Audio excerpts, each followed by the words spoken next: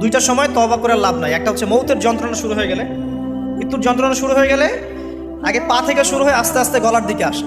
হাদিসে যেমনটা এসেছে, সূরা ওয়াকিয়ার মধ্যেও আছে যে পায়ের দিক থেকে যন্ত্রণা শুরু হয়ে আস্তে আস্তে আস্তে আস্তে এই গলার দিকে আসে, এবং আত্মাটা গলার এখানে যখন চলে আসে, এখান থেকে মালাকুল মউত আত্মাটাকে নিয়ে চলে যায় এবং চোখ দিয়ে তাকিয়ে থাকে মানুষ।